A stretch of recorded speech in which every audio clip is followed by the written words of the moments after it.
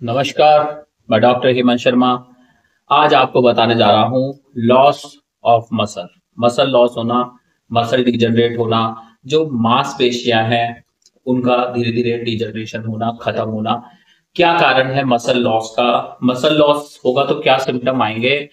इसको कैसे पहचाने, क्या इन्वेस्टिगेशन करें कि मसल लॉस हो रहा है और क्या ट्रीटमेंट करें? देखो, मसल लॉस का मतलब ये होता है कि जो आपकी बाइसेप्स है, जैसे फॉर एग्जांपल डोले बने हुए थे, पहले बॉडी बिल्डर है, अब एकदम से बॉडी बिल्कुल लीन हो गई है, मांस जाने लगा है। मसल लॉस होता है, एक उम्र के साथ होता है। जैसे आप जैसे ही 50 पे आते हैं, 50 साल के बाद आपकी मसल डिजनरेट होने लगती है, आपका फिगर खराब होने लगता है। ठीक है, तो इसको बोलते हैं मसल लॉस।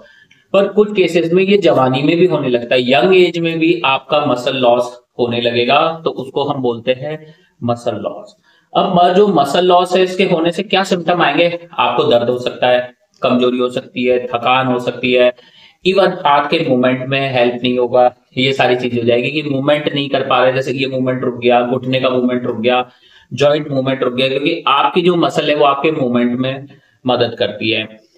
कई बार ऐसा भी होता है कि बहुत अच्छी बॉडी थी, या फिर कुछ ऐसा भी होता है बहुत सारी एक्सरसाइज करने के बाद भी मसल मूवमेंट नहीं आ रहा। अब मसल मूवमेंट नहीं आ रहा, मसल डिजनरेट हो रहा है, पहले अच्छी हेल्दी बॉडी थी, एकदम से मसल चला गया, या बचपन से ही मसल डेवलप नहीं हो रहा है।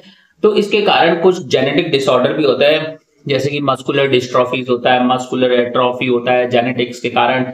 कुछ केसेस में एक्वायर्ड भी हो जाता है ये, जैसे कि आपका न्यूट्रिशन प्रॉपर नहीं है, डाइट प्रॉपर नहीं है, आप खाना अच्छे से नहीं खा पा रहे, माल नरिश्ड है, आप कहीं फास्टिंग कर रहे हैं, बर्थ पे बर्थ करे जा रहे हैं, खाली पेट रहते हैं, भूखे रहते हैं, तो मसल डिजनरेट होगा। मसल डिजनरेट होगा तो आपका बॉडी एकदम वीक, पतला हो जाएगा। तीसरी चीज होती है कोई हार्मोन डिसऑर्डर, जैसे हाइपर थायराइड है, आपका बॉडी का मेटाबॉलिज्म बढ़ेगा, और साथ में क्या होगा, आपका मसल्स भी पतला होने लगेगा, बॉडी पतला होने लगेगा। हाइपर थायराइड में बल्कि हाइपो में रिवर्स होता है, आपकी बॉडी फूलने लगती है, पर हाइपर में बॉडी पतला होने लगता है, इंसान हाथ कांपने लगते हैं। उसके अलावा जैसे बॉडी में टेस्टोस्टेरोन हार्मोन का लेवल कम है, तो आपका बॉडी वीक, कमजोर और मसल नहीं बनेगा। कई बार ऐसा भी होता है, आप एक्सरसाइज नहीं कर रहे, लंबे समय तक ऑफिस में बैठे रहते हैं, 12 घंटे तक पैसा कमा रहे हैं, नौकरी कर रहे हैं, तो मसल डिजनरेट होता है। मसल का एक ही फॉर्मूला है, जो मसल इस्तेमाल में नहीं आती है वो मसल डिजनरेट होने लगती है, वो मसल नष्ट होने लगती है, कमजोर होने लगती है। अगर मसल प्रॉपर काम नहीं करेगी तो चलने में दिक्कत हो सकती है, मूवमेंट में दिक्कत हो सकती है, दर्द हो सकता है। तो मसल मूवमेंट होना प्रॉपर बहुत जरूरी है कि मसल्स को आप यूज में लें, एक्सरसाइज करें, योगा करें, जिम करें, वॉकिंग करें, हर मसल यूज करनी जरूरी है।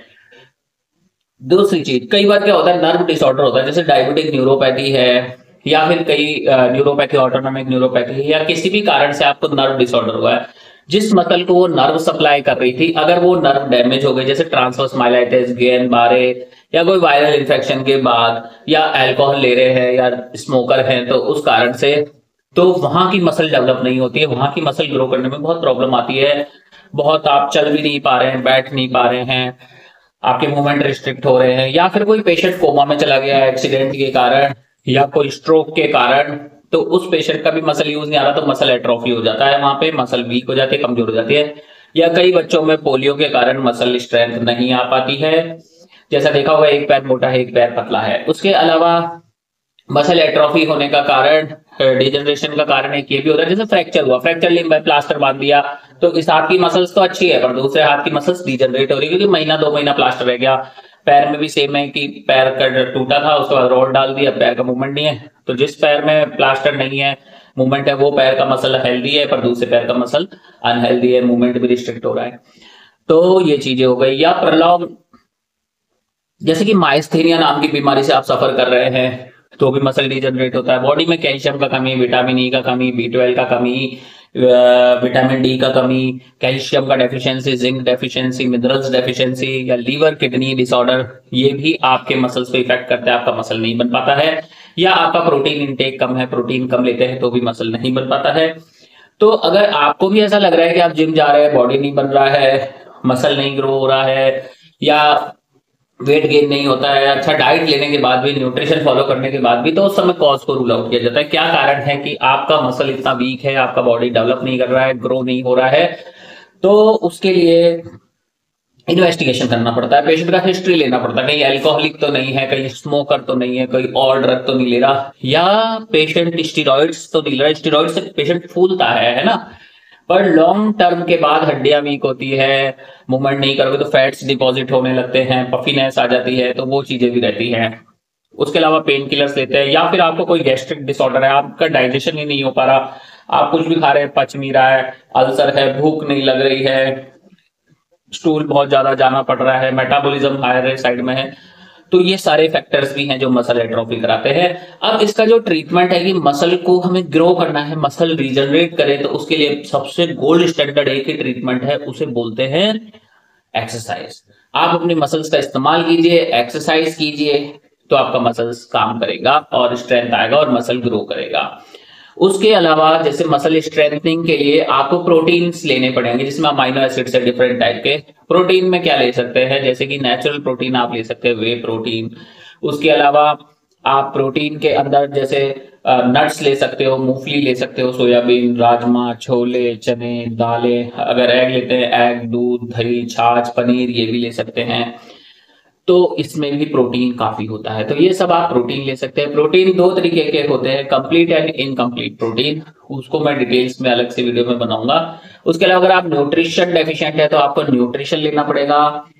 और आपको इंपॉर्टेंट है मेडिकेशन। कई बार ट्रीटमेंट कॉज का किया जाता है, अगर आपको माइस्थेनिया की वजह से, तो माइस्थेनिया करेक्ट करेंगे, साथ में मसल्स के मूवमेंट पे काम किया जाएगा, फिजियोथेरेपी कराई जाएगी, एक्सरसाइज करनी पड़ेगी।